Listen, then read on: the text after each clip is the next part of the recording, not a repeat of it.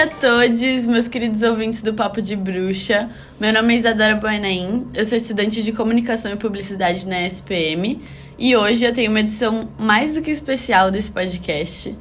É muito especial porque hoje não é qualquer dia, né? Hoje é dia 8 de março, Dia da Mulher. É o dia de celebrar a nossa vida e não só hoje, como todos os dias.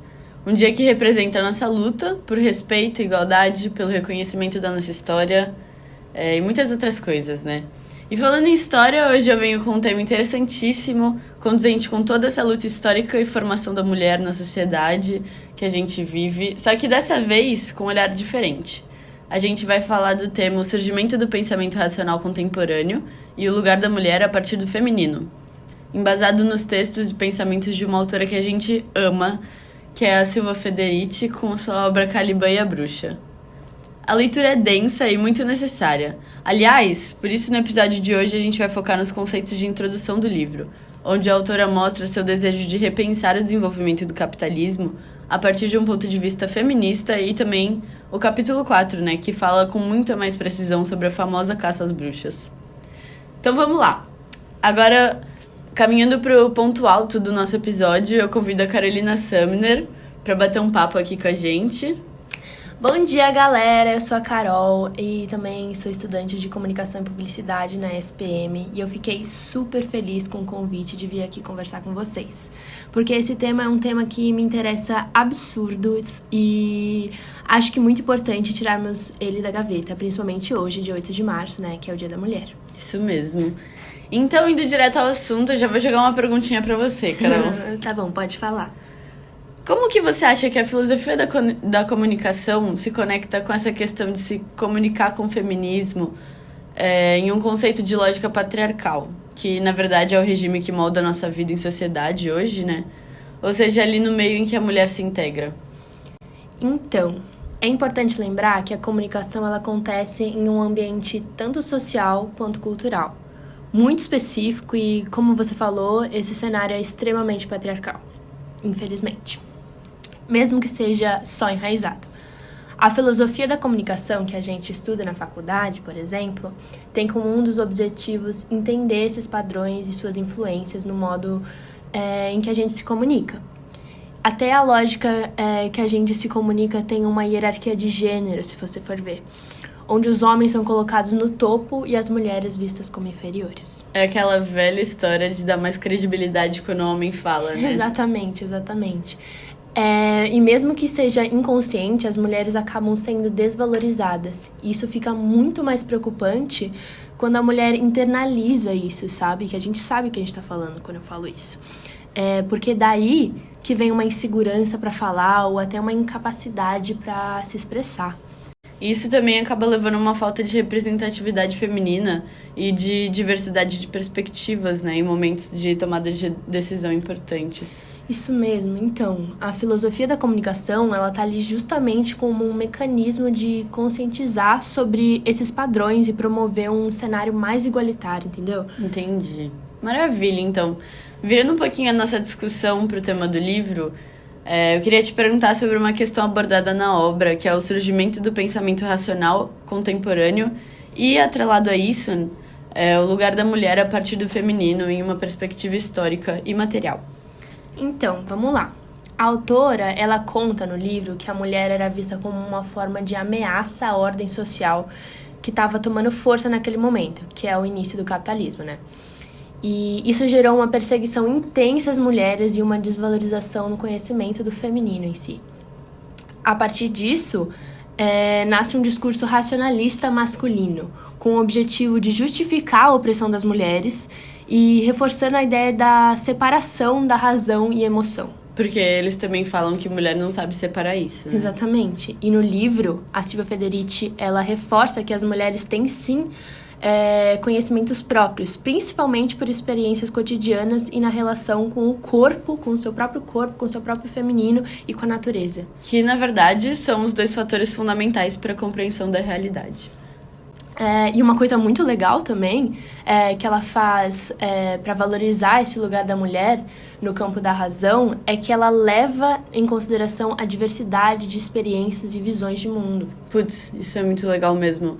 porque contribui demais, assim, para a construção de uma ordem social mais igualitária e justa, que valorize as mulheres, assim como valorizam os homens. Você citou também essa questão da perseguição intensa às mulheres, e todos nós sabemos que naquela época rolou uma coisa que chamavam de caça às bruxas. E eu te pergunto, por que aconteceu essa caça? Então, vamos lá, isso é muito interessante. Que no livro ela conta com uma profundidade imensa sobre essa caça às bruxas e que pode ser resumido mais ou menos como um genocídio enorme de mulheres, que elas eram colocadas na fogueira e tudo isso que a gente conhece. E acontece com a introdução de um novo sistema político e econômico após o feudalismo, que é o capitalismo. E para você ter uma noção, Dora, lá no feudalismo nem existia a questão do diabo, como a gente conhece hoje. Então, isso veio muito com o capitalismo e adivinha o que mais? Com a moral cristã, né? Exato. Exatamente, a bendita moral cristã. E com a introdução desse diabo com a moral cristã, vem a figura da bruxa. Toda mulher bruxa era aquela que dormia com o diabo, era assim que começa as caças bruxas. Pera, eu só não entendi o porquê disso.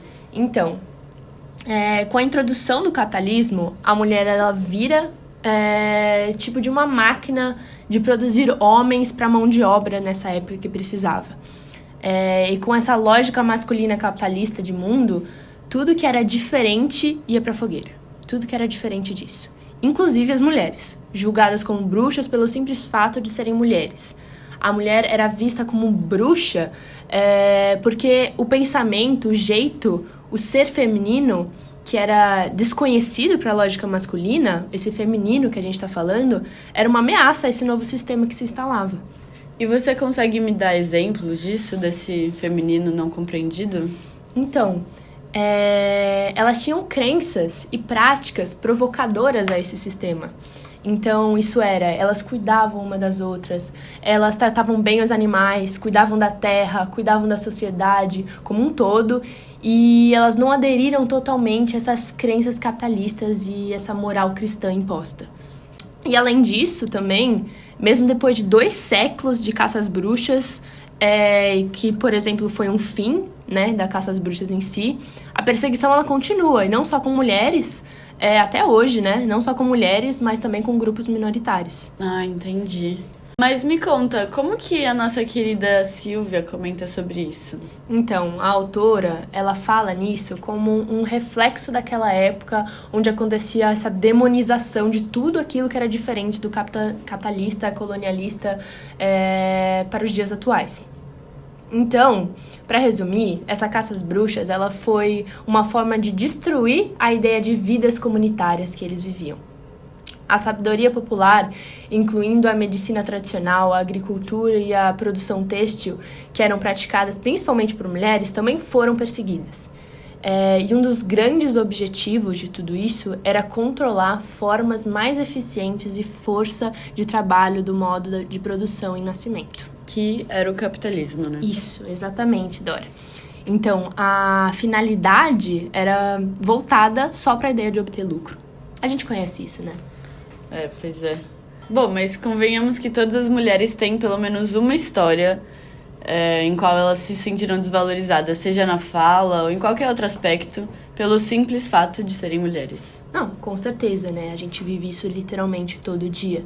E é impossível tocar nesse assunto e não lembrar de um exemplo já vivido por uma mulher.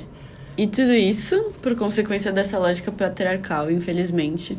E muito vem desse medo que os homens têm de serem vistos como menores que as mulheres. Exatamente, né? Exatamente. E tudo se resume ao medo de ser menor. Pois é. Exato. Ká, sabendo como esse tema é presente nas nossas vidas todos os dias, né? O que você acha da gente falar sobre algumas dicas de como ficar mais atenta a sinais de que, de alguma forma, a mulher está sendo oprimida, desvalorizada, inferiorizada, simplesmente por ser mulher? E principalmente nesses momentos que não dão para perceber com tanta clareza, assim, tanto para homem quanto para mulher. Então, Dora, eu acho que falar sobre isso, eu tenho que seguir também o espírito da autora, né, da Frederici, porque pensa assim, como eu vou dar dicas e falar sobre a opressão da mulher na sociedade hoje se essa sociedade é organizada até hoje por mentes masculinas? e influencia também isso. É até difícil de eu falar aqui sobre esse feminino. Eu acho que a forma que eu posso responder isso é que o mundo necessita da perspectiva do feminino, da perspectiva dessa lógica feminina. E para que só assim a gente possa entender o verdadeiro feminino. E a gente precisa lembrar do que a Frederici fala sobre a mulher, sobre como ela cuida, sobre amizade, sobre formas de lidar com a vida e pensar, e como seria uma organização de mundo nessa lógica. Pensa nisso, sabe? Seria muito diferente. Uhum. E o feminino, como essência, de fato, só quem é mulher vai saber explicar sobre o corpo e tudo isso. Mas, pra mim, se o mundo abrisse os ouvidos para ouvir deste feminino, para ouvir do coração de alguém que possui essa essência, muita coisa mudaria, sabe? E o mundo vem nos mostrando sinais de que todo o sistema é pensado por machos, sabe? Desde sempre, e isso reflete no que conhecemos como desigualdade salarial, de gênero, de espaço, em grandes cargos e muito mais, sabe? E também, eu acho que o que eu posso dizer mais é que homens precisam despertar curiosidade para entender esse verdadeiro feminino e pensar na possibilidade de um mundo pensado a partir do feminino. E mulheres, a gente, né? Nós precisamos abrir os braços para mostrar esse feminino, porque com essa lógica patriarcal é difícil até às vezes a gente entender o nosso corpo e essa potência desse feminino. Esconder ele não é, tipo, a forma certa, sabe? Bom, perfeito, então. Só queria completar que o que você falou, talvez eu repita um pouquinho, mas isso sobre a lógica patriarcal, acho que muito vem da ideia de aceitação de corpo, principalmente por mídia, tudo isso, né? Uhum. Mas eu acho que um grande sinal, um grande símbolo desse feminino é realmente o corpo, que nem você falou. Bom, então, basicamente, a ideia é a gente ficar de cabeça aberta, olhos e ouvidos atentos, e sempre deixar essa questão super clara. E também lembrar que além da conscientização, o esforço não tem que vir apenas das mulheres ou apenas dos homens, mas sim é uma rua de duas mãos, né? Tem que vir dos dois lados, com o objetivo da gente construir uma sociedade mais justa. Exatamente. Então foi isso, né? Bom, então a gente vai ficando por aqui no episódio de hoje. Esperamos que vocês tenham curtido muito esse bate-papo, mesmo tanto que eu curti, ou até mais, né? Sim, foi super gostoso mesmo. Foi uma honra poder te receber aqui hoje, Carol. Agradeço muito por você ter vindo. Imagina, eu que agradeço. Foi muito bom poder estar aqui nesse podcast incrível. Eu acho incrível o Papo de Bruxa e principalmente para falar sobre esse tema, sabe? Muito obrigada por vocês terem escutado a gente hoje. Fiquem ligados nas notificações dos episódios novos, hein? Compartilhem com a mãe, pai, irmão, tio, tia, namorado e com quem mais vocês acharem que precisa ouvir essa conversa aberta na mesa. Ótimo dia, galera. Beijos, beijo, beijo. Beijo e feliz Dia da Mulher. Feliz Dia da Mulher.